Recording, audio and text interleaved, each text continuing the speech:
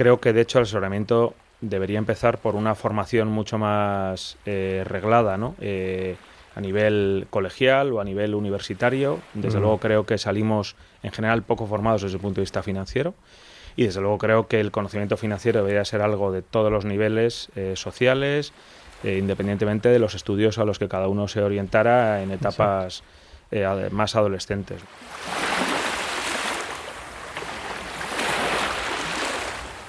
Estás en Una casa sobre el mar, la comunidad de asesores financieros que te ayuda a tomar decisiones inteligentes de inversión.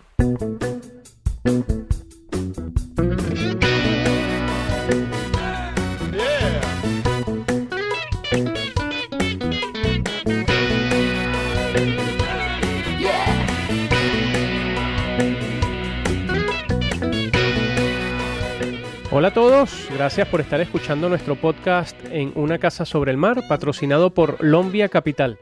Hoy volvemos a nuestros estudios de Madrid, donde nos acompaña Luis Calvo Martín, asesor financiero en AIG Banca Privada, a quien, como todos nuestros invitados, intentaremos conocer personal y profesionalmente para descubrir esas particularidades que, además, estamos seguros no todo el mundo conoce. Esa es un poco la idea, Luis. Y del otro lado de los micros estamos, como siempre, Francisco Rodríguez e Iván Díez. Gracias por acompañarnos una vez más y empezamos.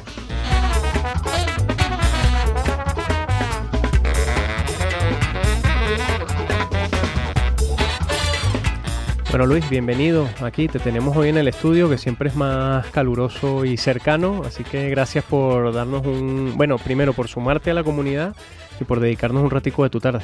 Pues nada, yo feliz de sumarme a la comunidad y encantado de estar aquí con vosotros dos. Gracias.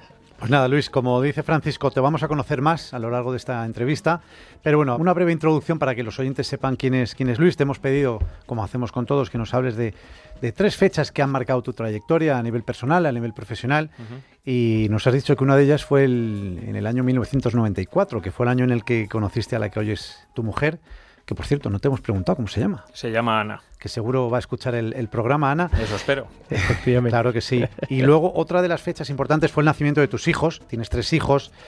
Cayetana, que es la mayor, de 18 años. Luego 2 niños, Luis de 16 e Íñigo de 11. Y la tercera fecha que también ha marcado tu trayectoria es el día que empezaste a trabajar en el mundo financiero, que fue en el 99, en AVE Asesores. Pero bueno, iremos conociéndote más y mejor. Como dice Francisco, gracias por estar en el estudio, Luis, y esperemos que te lo pases bien. Seguro, gracias a vosotros. Oye, Luis, nosotros preparando la entrevista veíamos que empezabas en AVE Asesores hace 25 años como asesor financiero directamente. Así Sí. arrancabas tu carrera. O sea, que podemos decir que te dedicas a esto desde que empezaste a trabajar, ¿no? Te queremos preguntar, que te tenemos aquí para ello, ¿qué factor fue el más determinante para que te arraigaras desde tan pronto a la profesión? Y una de las cosas que nos interesaba entender es qué te sigue ilusionando hoy en día de la industria y de tu día a día. Pues mira, yo te diría que el arraigo, la verdad es que siempre me llama mucho la atención el mundo financiero. ¿Por qué? Pues no sabría decir, sinceramente. Pero siempre me llamó mucho la atención, y yo creo que el arraigo fue algo muy natural, porque en aquella época yo creo que tuve la suerte, como otra gente con la que compartí cierta temporada allí, de empezar en un sitio estupendo, un sitio que yo creo que fue una referencia, creo que lo sigue siendo a día de hoy, una escuela fantástica, donde es verdad que el nivel de exigencia era muy alto, pero también el ambiente era maravilloso. Entonces, yo creo que había una unión ahí de exigencia intelectual y mental y demás, cosa que es muy enriquecedora, con un ambiente estupendo. Entonces, tenías un poco esas dos partes. Por un lado, pues te daban caña, pero por otro lado, el ambiente era una maravilla. Con lo cual fue fácil adaptarse rápido y cogerle el gusto al sector.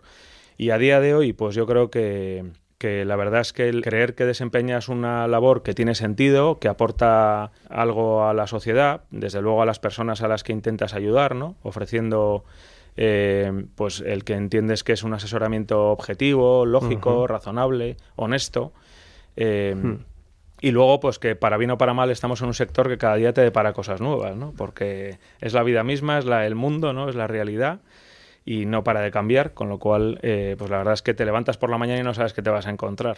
Sí. Yo creo que eso es muy estimulante. Y luego el no parar de aprender, que bueno, yo llevo en esto, pues eso, 20 y tantos años, y no paras de aprender. Es y verdad, eso yo creo que es muy bueno. Es verdad que la labor del asesor es muy palpable, ¿no? O sea, se pueden medir los resultados en el tiempo, el efecto que tiene en una familia, en una gestión de patrimonio, ¿es verdad? Sí, igual que los años malos sufres, tienes que intentar llevarlo de la mejor manera posible, pero los años que las cosas van bien, la verdad es que lo bien que les va a tus clientes, a ti también te repercute desde un punto de vista intelectual, personal, porque ves que todo funciona, que todo fluye, y eso es maravilloso, claro.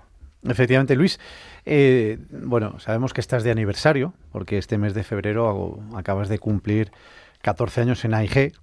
Y si tuvieses que decirnos la característica que más te gusta de tu día a día en tu entidad, en AIG, ¿cuál sería?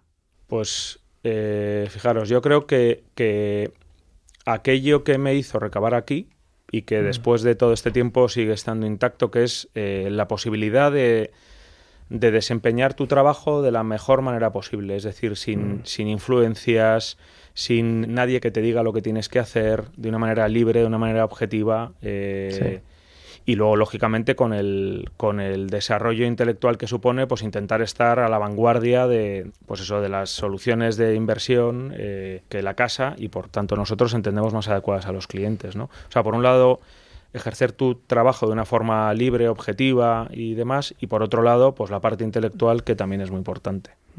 Yo creo que estamos de acuerdo contigo, porque además nosotros desde el otro lado vivimos la realidad de muchas entidades en España, ¿no? Y si nos tienes que preguntar, AIG nos da la sensación, y tú nos lo confirmas, que es una entidad realmente independiente que pone en el centro las necesidades de un inversor, de un cliente, ¿no? Y por eso ustedes como asesores tienes tanta personalización, ¿no? Un cliente es una cuenta y todos son distintos. Así es, sí. Totalmente. Y eso... Vamos, yo llevo muchos años que además han coincidido con un periodo de crecimiento muy fuerte en la entidad y de cambio muy importante en la entidad, y claramente eso sigue intacto. O sea, desde el día que yo llegué hasta hoy, intacto, completamente. Y es muy estimulante. Oye, Luis, pero eso es lo que más te gusta de tu día a día, pero o de tu entidad. Pero, mójate, ¿qué es aquello que te hace estar orgulloso? A mí me encanta tratar con gente, conocer a gente, saber que les puedes aportar algo, a cada uno probablemente algo distinto, porque cada persona es un mundo, cada persona más tiene sus necesidades, y sobre todo pensar al final del día o al final de cada curso, de cada año, que has hecho las cosas pensando que hacías lo que entendías que era lo mejor para cada circunstancia, ¿no? Probablemente luego te habrás equivocado. Esto se trata de ser honesto y de equivocarse lo menos posible. Y sobre todo pues que los aciertos sean más que los errores, ¿no? Pero sobre todo lo que me hace sentir más orgulloso es que haces las cosas pensando que haces lo más correcto en cada caso, ¿no? En cada persona, por así decirlo. Sí. Oye, Luis, hablando un poquito de nuestra industria, ¿no? También hemos visto durante los últimos años mucha regulación, que algunas cosas son para bien, otras para mal. Luego nos puedes dar tu opinión, pero lo que es cierto es que hay distintas opiniones, ¿no? Hay algunas opiniones que creen que el asesoramiento financiero puede darse a gran escala, de forma masiva, y hay otras opiniones que pareciera que piensan lo contrario, ¿no? Que el asesoramiento financiero encaja solamente o más en grandes patrimonios que tienen necesidades un poco más, vamos a decir, estructuradas o complejas, ¿no? ¿Qué opinas tú? ¿Tú crees que el asesoramiento financiero en España pudiésemos reconducirlo a que sea un servicio masivo, que llegase a todo el mundo? Porque es verdad que la regulación a veces deja de lado algunos segmentos seguramente de menor volumen, ¿no? No sé qué opinión tienes. Yo estoy absolutamente de acuerdo con vosotros. Creo que, de hecho, el asesoramiento debería empezar por una formación mucho más reglada, ¿no? A nivel colegial o a nivel universitario. Desde luego creo que salimos, en general, poco formados desde el punto de vista financiero. Y, desde luego, creo que el conocimiento financiero debería ser algo de todos los niveles sociales, independientemente de los estudios a los que cada uno se orientara en etapas más adolescentes, ¿no? Y desde luego creo que partiendo de esa base el asesoramiento debería ser posible a todos los niveles. Es indudable que en patrimonios más altos, de una forma más detallada y a lo mejor pues con un nivel de detalle muy superior, porque obviamente pues se abren más oportunidades, pero desde luego creo que debería estar en todos los niveles sociales. Es fundamental. Es fundamental que la gente sepa, bueno, pues el dinero que tiene, a lo que puede aspirar, con lo que puede encontrarse una vez que se jubile, ¿no? Es algo que creo que es básico en nuestra sociedad y que no está en absoluto desarrollado, vamos, o está muy mal desarrollado en general. O sea que estoy de acuerdo que debería ser fundamental para todo el mundo. Sí, ¿Y qué se puede hacer? Porque muchas veces nos encontramos con gente que al final acaba yendo a su banco, a su entidad bancaria, donde tiene su hipoteca, donde tiene su cuenta corriente, y es ahí donde pues intenta pedir algo de asesoramiento. Pero para que se dirija a asesores financieros fuera de lo que son las entidades bancarias como tal, ¿qué podemos hacer? O qué se puede hacer, porque efectivamente muchas veces piensan que no, es que esto no es para mí. No, es que esto es para todos.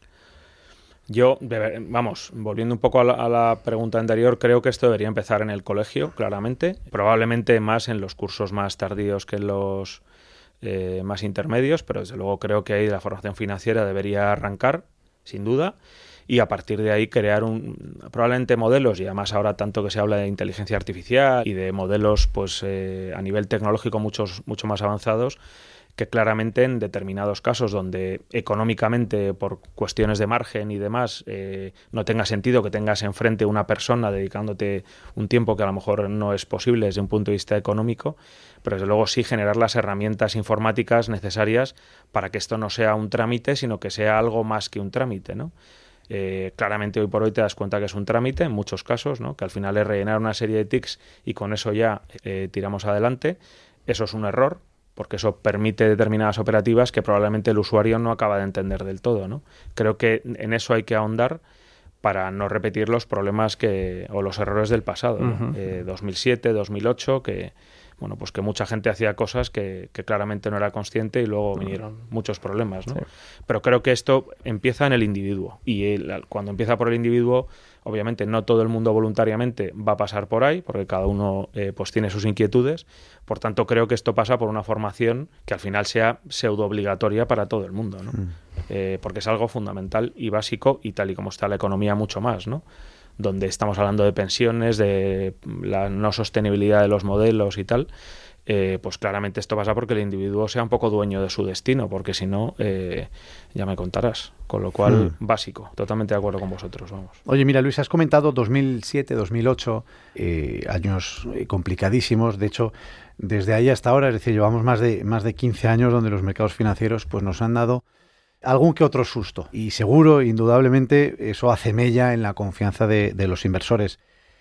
Entendemos que vosotros, en general, los sesgos emocionales de los inversores es un desafío clave para vosotros. Al final, vosotros como asesores financieros nosotros siempre decimos que sois psicólogos financieros, es decir, tenéis que tratar mucho con las emociones. ¿Cómo haces tú para entender la tolerancia de un inversor al riesgo para definirle una estrategia financiera? Porque todos entiendo que te dirán, quiero ganar lo máximo posible con el menor riesgo. Y eso sí, eso es imposible. Pero esos sesgos emocionales al final los tienes que gestionar para poder definir bien esa estrategia financiera. ¿Cómo haces tú? Menuda pregunta. Pues mira, la verdad es que a lo largo del tiempo la experiencia es la única manera de aprender muchas veces, porque la teoría está muy bien, pero desde luego hasta que no te encuentras con situaciones pues poco adecuadas muchas veces, pues no acabas de aprender. Yo tuve una de estas situaciones muy límite cuando empecé a trabajar en este mundo, en el año 2000 o por ahí, cuando estalla la burbuja tecnológica, donde te das cuenta un poco de hasta qué punto este tipo de situaciones de mercados tan adversos y tal puede acabar complicando la vida de las personas, claro, ¿no? Claro. Y donde efectivamente te das cuenta pues dónde está cada uno, ¿no? Entonces, por un lado es pura experiencia, por otro lado hablar mucho con la gente, saber escuchar, creo que eso es fundamental. Y de alguna forma también a lo largo del tiempo, que esto es algo ya pues de los últimos años, en mi caso concreto, a mí me ayudó mucho hacer coaching con una persona que me ayudó tremendamente a la hora de intentar entender cómo funcionan las emociones de la gente, ¿no? Porque al final, la verdad es que yo creo que por nuestra cultura es algo que está muchas veces un poco bloqueado, ¿no? En general, tanto expresarlas como recibirlas, ¿no? Y a mí en este punto me ayudó mucho porque muchas veces la gente expresa sus emociones en determinados ámbitos, y este es uno de ellos, el de cómo toleras o no toleras una situación adversa. Especialmente complicado, y bueno, a mí la verdad es que en estos últimos años el haberme revisado a mí mismo, ¿no? con este tema del coaching me ayudó mucho, con lo cual yo os diría que es una mezcla de experiencia y luego, pues hombre, hasta cierto punto de intentar bucear cada uno en sí mismo, ¿no? A través de este tipo de procesos, ¿no? Yo me acuerdo de un experimento que hice yo en la universidad, el último año en la universidad, donde te ponían a decirte, esto es para la gente que nos escuche que cree que se conoce a sí mismo. Porque un cliente te puede contar, oye, yo es que soy o adverso, o te da características suyas de personalidad. Entonces este ejercicio consistía en que tú te definías a ti mismo y luego los demás te definían a ti en otro momento. Y a veces las explicaciones eran, o sea, las características eran completamente diferentes. Entonces muchas veces tienes tú el sesgo de que crees que te conoces y das una versión de ti, que bueno, que puede ser o no ajustada, pero tienes unos sesgos que transmites que no te das ni cuenta, ¿no? Absolutamente. Que eso es la parte psicológica, lo bonito de esto, ¿no? Eso es. Y en línea con eso del coaching, que yo creo que estoy totalmente de acuerdo, que te habrá ayudado muchísimo a gestionar esas emociones, no solamente las tuyas propias, sino también las de tus clientes, pero no sé si en algún momento habrás tenido la sensación también de estar perdiendo la sintonía con un cliente. ¿Qué pasa entonces? ¿Cómo reaccionas en ese momento? Porque bueno, no sé si has tenido esa sintonía o afortunadamente ha ido todo... Sí. Bueno, volviendo un poco a 2007, 2008, 2009, pues imaginaros esa época dio de sí para escribir varios libros, ¿no?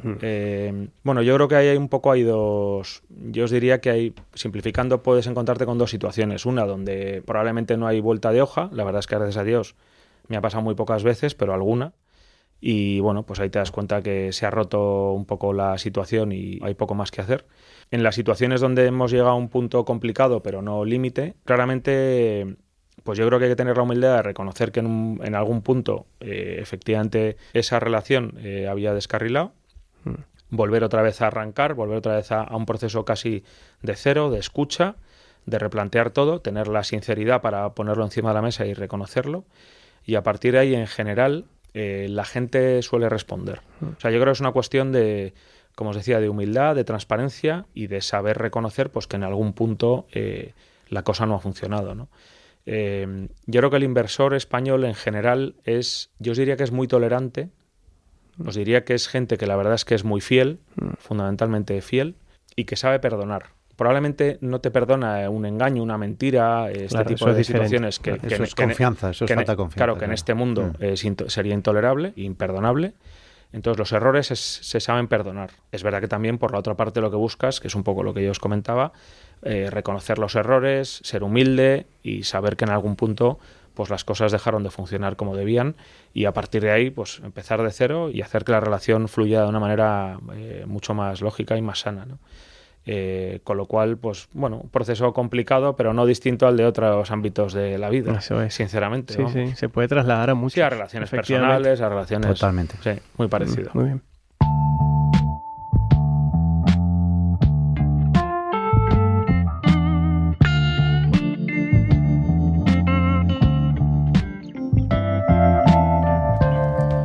Bueno, Luis, para que nos dejes tu contribución a nuestra sección de Un Faro sobre el Mar, que es la sección de formación financiera, te hemos pedido que nos expliques de forma clara y sencilla cuál es la diferencia entre la duración y la duración modificada de un bono.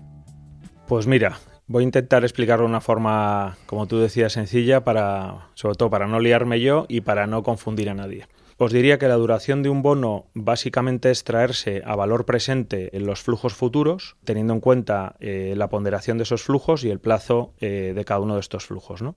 De forma que al final lo que obtienes en este caso sería un valor que te da los años que quedarían, como os digo, para a valor de hoy saber cuándo voy a recuperar mi inversión, ¿no? Por decirlo de una forma más sencilla, en el caso de un bono que tuviera 10 años y fuera cupón cero, es decir, realmente lo que estoy esperando es a que venza la inversión para recuperar el dinero que puse, la duración sería 10 años, porque te traes a valor presente flujos, como los flujos son cero, ahí no hay ningún tipo de... No aceleras, por así decirlo, la recuperación de tu dinero. Por contra, si ese bono tuviera un cupón del 5%, por así decirlo, La duración del bono sería menor a 10 años, en este caso sería 8 años y pico, pero bueno, eso no viene al caso, porque habría recuperado tu dinero antes del plazo de vencimiento real del bono, que en este caso sería 10 años, ¿no? Realmente la duración te da una magnitud que puede ser comparable entre un bono y otro, pero no te da mucha más información, ¿no? El dato, yo creo, más relevante de cara a ver el riesgo que asume un inversor cuando compra un bono viene dado por la duración modificada. Lo cierto es que para obtener la duración modificada tienes que ser consciente de la duración que tiene el bono, con lo cual primero tienes que entender el primer concepto para poder llegar al segundo, ¿no? En el caso del segundo, que es el que tiene verdadero valor a la hora de entender el riesgo que un inversor asume al comprar un bono u otro, la duración modificada lo que hace es que te da una medida de la sensibilidad de esa inversión, en este caso de ese bono, al movimiento de los tipos de interés, ¿no? Y en este caso esa sensibilidad viene expresada a través de un porcentaje. Y de alguna forma, para obtener el cálculo, lo que tienes que hacer es ver cómo se movería el precio de ese bono en función de la rentabilidad de la propia inversión, ¿no? Esto al final lo que te da es un porcentaje y lo que viene a decir es que si los tipos se movieran hacia arriba un 1% o hacia abajo un 1%, por dar un número sencillo, la duración modificada te dirá cómo se mueve en porcentaje ese bono, precio de ese bono, ¿no? Por ejemplo, pues si un bono tiene una duración, volviendo al ejemplo de antes, tiene una duración de 8 años y medio y la duración modificada pues es 8,2%, quiere decir que si los tipos subieran un 1%, el precio de ese bono caería un 8 y pico por ciento, ¿no? Al revés, si los tipos cayeran un 1%, el precio de ese bono se movería en positivo un 8 y pico por ciento hacia arriba, ¿no? Al final esto básicamente, en el caso de la duración modificada, dependerá básicamente de la tasa de rentabilidad del bono. Cuanto mayor sea la tasa de rentabilidad del bono, menor será el impacto de los tipos de interés, el movimiento de los tipos de interés sobre el precio del bono. Creo que más o menos muy claro. Se puede entender de una manera relevante, y lo que sí que es importante es que necesitas entender el primer concepto para poder llegar al segundo, que es probablemente el más relevante desde un punto de vista matemático. El otro te puede dar una referencia. Obviamente, cuanto más corto sea el bono, menos riesgo asume el inversor normalmente, pero realmente el que te da una variable más clara de lo que puede pasar con los tipos de interés y cómo puede influir eso en el precio de tu bono es la duración modificada.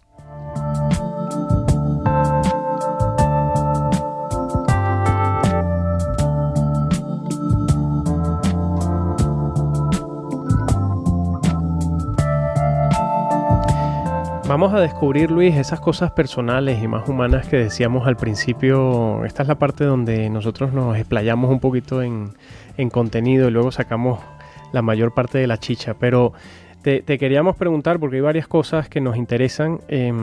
¿Con qué persona te tomarías un café? ¿Qué le preguntarías así de primeras? ¿Hay alguien? No tiene que ser famoso, el que quieras. Pero bueno, sí. Uno tiende a pensar en ese tipo de cosas, sí, ¿no? Pues mira, yo os diría 3, porque uno me cuesta mucho, pero probablemente pues 3 muy distintos, además, y por razones muy distintas. Probablemente uno de ellos sería Jesucristo. Sí. Sí. Otro sería Leonardo da Vinci, probablemente. Genio. Y el otro sería algo más actual, Bruce Springsteen. Cada uno por un motivo distinto. En el caso de Bruce Springsteen, pues me encantaría conocerle y que me contara un poco pues por qué llegó a esto, cómo sigue a la edad que tiene, con las ganas que tiene de seguir pegándose las palizas que se pega y componiendo y bueno, pues llevando una vida que muchas veces debe ser agotadora. En el caso de Leonardo, bueno, me parece un genio absoluto y total y bueno, pues entender cómo hizo muchas cosas de las que hizo en el momento que las hizo, ¿no? No solo por la Gioconda, sino por muchas de las cosas que pintó y creó, que la verdad es que a día de hoy casi me parecería complicado poder inventarlas, ¿no? Y han pasado pues cientos de años. Y con Jesucristo probablemente no sabría ni qué preguntarle, pero bueno, la verdad es que me encantaría conocerle. Seguro, la verdad. Seguro. Es buena mezcla. Es buena mezcla, bueno, un poco heterogénea, pero... Sí. No, pero... Pero sacarías inputs buenísimos de ahí, pues sí, de ese café. Yo creo que sí. Oye, ¿y qué te gustaría haber sabido con 20 años? ¿Hay algo en particular? Pues mira, probablemente cómo educar a mis hijos. ¿Ya desde tan temprana edad? Bueno, a ver, yo me casé relativamente joven para cómo se casa la gente ahora, porque me casé con 27 años recién cumplidos y tuve mi primer hijo con 29, en este caso mi hija. Y la verdad es que siempre he pensado que estaba demasiado verde, probablemente. Probablemente les educaría hoy de forma distinta a como les eduqué, y no por nada, sino porque ahora creo que tengo más más experiencia, ¿no? Y creo que en aquella época pues andaba un poco perdido, la verdad. Ya. Con lo cual me habría encantado tener un poco más de conocimiento, o de saber a lo que me enfrentaba. Sí. De todas maneras, a día de hoy, y yo lo hablo con mi mujer, digo, pero si es que no hay un libro de cómo educar. Joder, pues a mí digo, cada familia y los padres, cada uno son distintos unos a otros. No, aquí no hay un libro de cómo educar a tu hijo y aplicar, no. Pues a mí me habría encantado que lo hubiera, vamos, porque... Ya. Lo que hay son muchas corrientes, ¿no? Que te ayudan a tener alguna herramienta para situaciones particulares. Eso sí, ahora ha proliferado Pues... si eres de una corriente o de otra y tal. Pero luego es verdad que eres de una corriente y luego el niño te sale con una personalidad un poco distinta, hay que pivotar. O sea que... Yo hace 20 años andaba más perdido que... Yo creo que todos. Me habría encantado con 20 años que alguien me medio guiara un poco. Es interesante esto, es interesante porque es la etapa en donde, bueno, un poquito más adelante empiezas a pensar en ello, pero te pilla muchas veces, como dices tú, verde. Absolutamente. O sea que si tienes una formación pre-parental, es buena idea. Oye, mira, una idea aquí. Luis, ¿y una característica de tu personalidad que no se ve a primera vista? La verdad es que no sabría muy bien qué decir, pero a lo mejor timidez. ¿Sí? Sí. No se ve a primera vista. O sea, tienes razón. Al final los años te van haciendo que esa timidez se vaya escondiendo más. Ah, bueno, sí. Cuando eres más pequeño, cuando eres más joven, se te ve, es más palpable, pero evidentemente... Bueno, con los años tienes tablas, ¿no? Tablas, efectivamente. Y luego depende de qué ambiente estés, ¿no? Seguramente en un ambiente donde estés más acostumbrado se note menos. Probablemente ¿no? Sí. Pero yo creo que lo soy, creo. Sí, bueno, bien. Oye, ¿y una causa que merezca la pena apoyar? Yo te diría que muchas, pero... probablemente pues de las que más, el hambre en el mundo y probablemente el hambre infantil por encima del hambre en general, ¿no?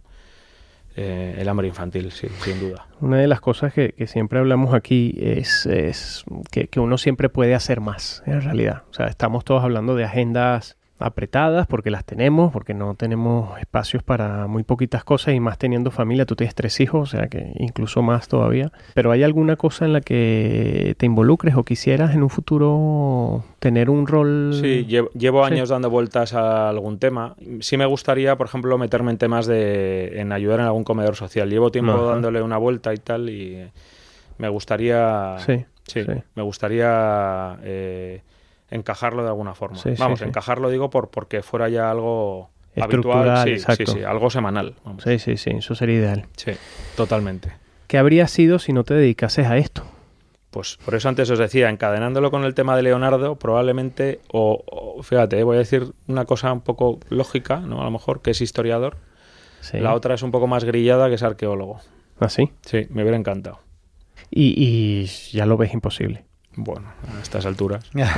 Oye, que vivimos 100 años, o sea que ya... No, lo que no descarto es estudiar otra carrera cuando tenga más tiempo y me encantaría estudiar Historia del Arte. ¿Sí? Pero joder, ya ser arqueólogo ya me pilla cada vez más mayor. No sé si esa respuesta tiene relación con esta siguiente, que ¿cuál sería esa pasión que no todo el mundo conoce? ¿Sería la historia del arte? Sí, entre una mezcla entre historia del arte y arqueología. ¿Sí? Sí. Okay. De hecho, hoy mismo me ha pasado, estaba mirando una cosa en internet y he visto una noticia de que habían descubierto una iglesia que se pensaba perdida debajo de la Plaza de San Marcos en Venecia y o sea, es como un imán. Veo el titular y tengo que entrar en la noticia y leerlo. Sí, y hace un rato, esta mañana. O sea, que por allí has estado en Florencia, has visto Italia, claro. Para ti tiene que ser. Vamos, que cualquier tema de estos que salen, leo lo que pillo. Sí. O sea, que tu ciudad favorita es Roma. Pues sí, entre otras cosas, sí, claramente. Oye, ¿y una escapada o un viaje que recuerdes con especial cariño? Pues yo os diría en el año 2004, o sea, un año y pico después de casarme, un viaje que hicimos a Praga, mi mujer y yo. ¿Ah, sí? Sí. Sin niños, claro. Todavía no había niños. Sí, no había niños. Y era en diciembre y hacía un frío bestial. Sí. Pero sí. Bonita Praga. Precioso. Sí. Me encantó. Oye, la última, Luis. ¿Dónde construirías una casa sobre el mar? Sea lo que sea que eso signifique para ti. Pues mira, si me hubierais preguntado esto hace un año, os habría dicho que en el sur de España, en Cádiz, en la provincia de Cádiz, y desde este verano a ahora os tengo que decir en el norte, porque me he comprado una casa en el norte, ¿Ah, sí? que todavía no la tengo, espero tenerla en un futuro, con lo cual en el norte de España. En el norte. ¿Alguna provincia, alguna Cantabria. comunidad? En Cantabria. Sí. Cerca de Santander, por allí. En San Vicente de la Barquera. Ah, sí, Sí. claro, claro. Sí, Precioso. sí. Precioso. Con lo cual, fijaros el contraste. Fantástico. He pasado del sur al norte Sí. en menos de un año. Poco tiempo. Genial.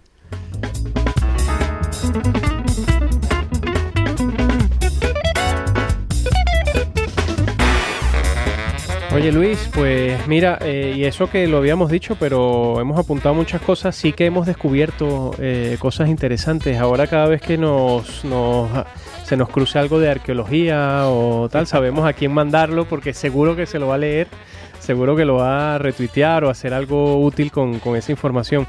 Nada, te lo decíamos al principio, gracias de verdad por acercarte. Sabemos que, o esperamos también que juegues un rol activo en la comunidad, porque vamos a seguir creciendo y consolidando este punto de encuentro que es Una Casa sobre el Mar. Así que te agradecemos mucho poder sumarte. Os lo agradezco y a vosotros, que me lo he pasado estupendamente y por supuesto encantado de que contéis conmigo. Gracias, Luis. Pues nada, me sumo, Luis, a los agradecimientos de Francisco. Como decíamos al principio, te hemos conocido esa parte más humana y personal tuya, y que nos ha encantado, sobre todo que te hayas abierto. Así que muchísimas gracias por estar con nosotros. Un placer, Iván. Y esta ha sido una nueva edición de Una Casa sobre el Mar, la comunidad de asesores financieros que te ayuda a tomar decisiones inteligentes de inversión. Todas las entrevistas y las píldoras de formación están disponibles en iTunes, iVoox, Spotify y el resto de plataformas de podcasting. Y lo más importante, si te ha gustado el programa, si te ha gustado la entrevista a Luis, la entrevista de Luis, te invitamos a suscribirte y a seguirnos a través de nuestras redes sociales en LinkedIn, en Instagram y en Twitter. Ya casi cerramos el mes de febrero con otros 5 profesionales que se suman a la comunidad desde inicio de año. No paramos, que nos queda un año muy emocionante por delante. Gracias a todos por escucharnos y además por participar activamente. Les esperamos para un nuevo episodio la semana que viene.